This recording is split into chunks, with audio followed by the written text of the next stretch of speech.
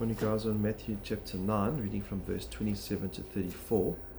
Just looking at, again, just who Jesus is. He's God, He has the power over every authority, every principality, every disease.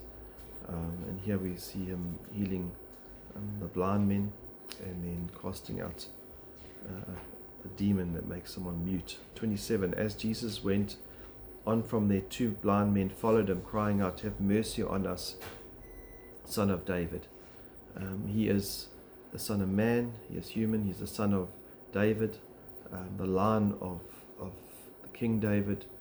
He is the promised Messiah. He's also the line of the priests. In every way Jesus fulfills, so He becomes the King of all kings. When He had entered the house, the blind men came up to Him. And so here they're following Him, they come up to Him. What do we learn? We learn to be persistent.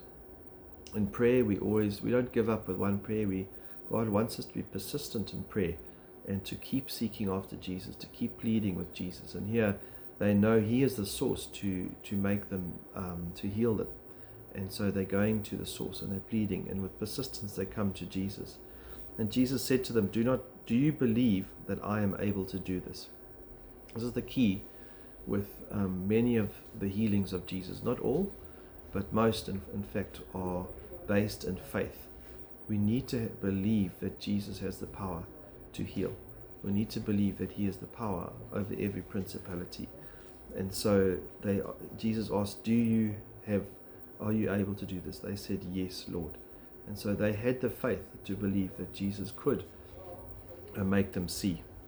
Then He touched their eyes, saying, "It shall be done according to your faith." So according to their faith, they could now see. And we see these miracles of Jesus are not like today where you see a leg growing a bit longer. We see people that are physically blind, completely blind, and now they're able to see.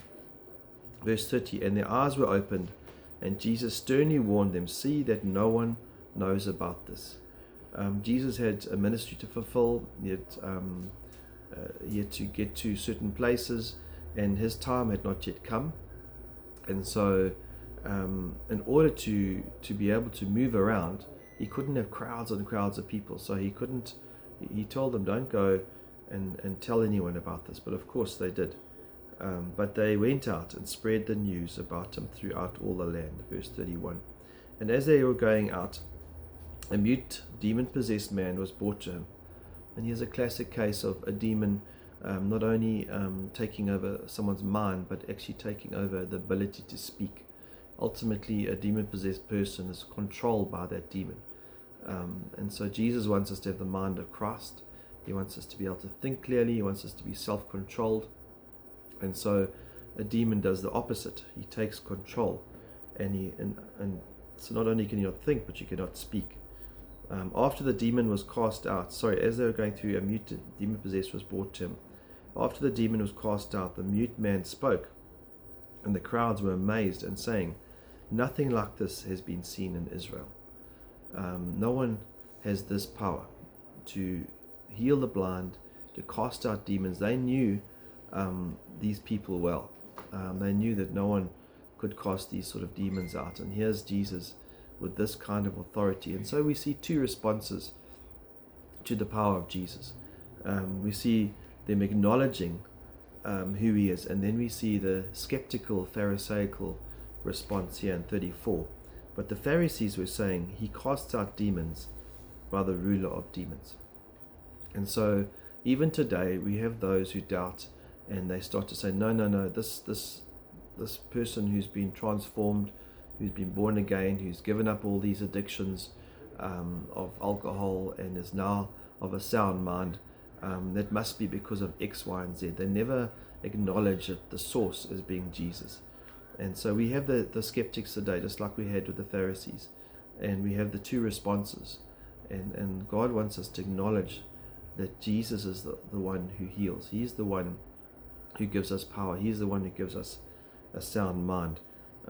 Mark and Matthew give us a little bit more detail as to why they say the prince of demons. They call Jesus because He's working for that kingdom. Now He has the authority over these demons. They totally twist Jesus and that He's part of God's kingdom. Matthew 12 verse 24, but when the Pharisees heard it, they said, it is only by Beelzebub, the prince of demons, that this man casts out demons. Mark gives a bit more detail. And the scribes who came down from Jerusalem were saying, he is possessed by Beelzebub, and the prince of demons, he casts out demons. And he called them to him, and he said to them in parables, how can Satan cast out Satan? If a kingdom is divided against itself, that kingdom cannot stand. And if a house is divided against itself, that house will not be able to stand. And if Satan is risen up against himself and is divided, he cannot stand, but is coming to an end. But no one can enter a strong man's house and plunder his goods, unless he first binds the strong man. Then indeed he may plunder his house. And so it makes no sense that Satan would fight against himself. And so Jesus just practically saying, this makes no sense what you're saying. And so Jesus, being, just in summary, have the authority of every single disease and principality, proving himself to be God. And so our response should be in faith and bowing down and praising and worshiping Jesus.